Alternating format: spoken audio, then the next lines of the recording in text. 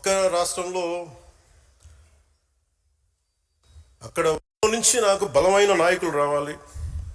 ఈరోజు 100 మందికి సభ్యత్వం నమోదు చేసే స్థాయికి ఎదిగారు. రేపు వారిని ముందుండి నడిపించే నాయకత్వ బాధ్యతలను కూడా మీరే తీసుకునేలా నాయకత్వ లక్షణాలను మీరు అలవర్చుకోవాలి.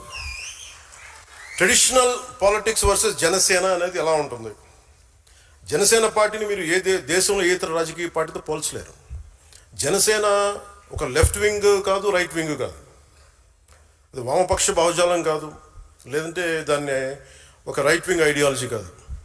రెండింటిని ఉన్న మంచి ఆలోచనల్ని సమన్వయం చేస్తూ ఒక middle path committed ideology Janasena. నేను సిపిఎఫ్ అనే స్టార్ట్ చేసినప్పుడు ఒక భగత్ సింగ్ పెట్టుకున్నాను స్ఫూర్తిగా. చంద్రశేఖర్ ఆజాద్, సుభాష్ చంద్రబోస్, బాల్ గంగాధర్ తిలక్, ఝాన్సీ లక్ష్మీబాయి వంటి యోధులు స్ఫూర్తితో పాటు, పోరాట యోధుల స్ఫూర్తితో పాటు గాంధీజీ గారిను, ఒక నాని పాల్కీవాలా, లోక్ నాయక్ జయప్రకాష్ నారాయణ్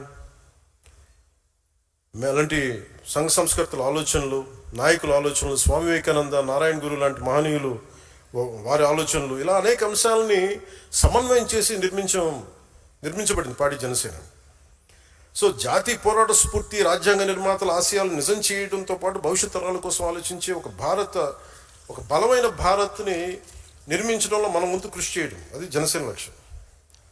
ఉదాహరణకి కర్ణాటకలో కాంగ్రెస్ ప్రభుత్వం ఉన్నా, ఇక్కడ ఎన్డీఏ ప్రభుత్వం ఉన్నా, రైతులు, అటవీ ప్రాంత ప్రజలు ఏనుగుల దాడితో ఇబ్బందులు పడుతున్నారని తెలిసి కర్ణాటక ప్రభుత్వంతో చర్చించి కుంకి ఏనుగులు తీసుకురాగలిగామంటే జనసేన మాట్లాడితే అది మనల్ని విభేదించే కాంగ్రెస్ నాయకులైనా చాలా సెన్సిబుల్గా మాట్లాడితే పంపిస్తానని అనడానికి ఈరోజు మనకి ఆ కుంకి ఏనుగులు ఇక్కడ తీసుకురావడం. వ్యక్తులపై ద్వేషంతో రాజకీయాలు చేయదు జనసేన. ప్రజా సమస్యలపై పరిష్కారం మన ప్రథమ లక్ష్యం. జనసేన 7 సిద్ధాంతాలని మదనం చేసి రూపొందించిన కొందరు జనసేన ఎందుకు కులాలు మతాల గురించి మాట్లాడుతుంది, మళ్ళీ కులాలకి అతీతమైన రాజకీయాలు అని అంటూ ఉంటారు. కులాల్లో ఉన్న అసమానతలు, అన్యాయాలు, మతాల మధ్య ఉన్న భేదాభిప్రాయాలను చర్చించి అర్థం చేసుకొని పరిష్కరిస్తేనే కదా సమానతను కూడిన సమాజాన్ని నిర్మించగలం.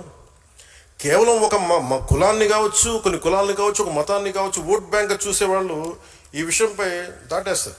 నాకు ఆ భయం లేదు, నాకు మొహమాటం కూడా లేదు. నాకు అరకులోని పీవీటీజీ వర్గాలు, శ్రీశైలం అడవుల్లోని చెంచులు, సరైన గుర్తింపు లేని బుడగ జంగాలు, గౌరవం కోరుకుంటున్న రెల్లి వర్గాల కోసం న్యాయం జరగాలని నేను బహిరంగంగా మాట్లాడతాను.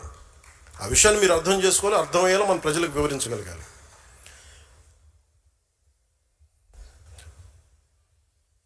క్రియాశీలక సభ్యత్వం ప్రారంభించడానికి కారణం కార్యకర్తలు కేవలం జెండాలు మోయడానికి, సభలో హాజరు కావడానికి, ర్యాలీలు చేయడానికి కాదు. నా దృష్టిలో కార్యకర్తలే బలమైన పిల్లలు. మీరే దానికి మీరు లేకపోతే పార్టీ మనుగడకి కష్టం. అందుకని నేను మీకు సంబంధించి మీరు అండగా ఉండాలి, మిమ్మల్ని ముందుకు తీసుకెళ్ళాం. దాంతో సమాజంలో మార్పుకి తొలి అడుగు అడిగేసే సారథి ఉద్యమి, మన నాయకత్వానికి దృఢమైన పునాది ఉద్యమి, ప్రజల్లో చైతన్యానికి ప్రతీక ఉద్యమి, యువత సంకల్పానికి ప్రతిరూపం ఉద్యమి, మార్పును సాధించే నాయకత్వం ఉద్యమి, న్యాయం వైపు నిలబడే నిర్భయం ఉద్యమి, జనసేన ఉద్యమి వారధి ఉద్యమి. ఏ పార్టీ అయినా మీకు నిలబడిపోవాలి అంటే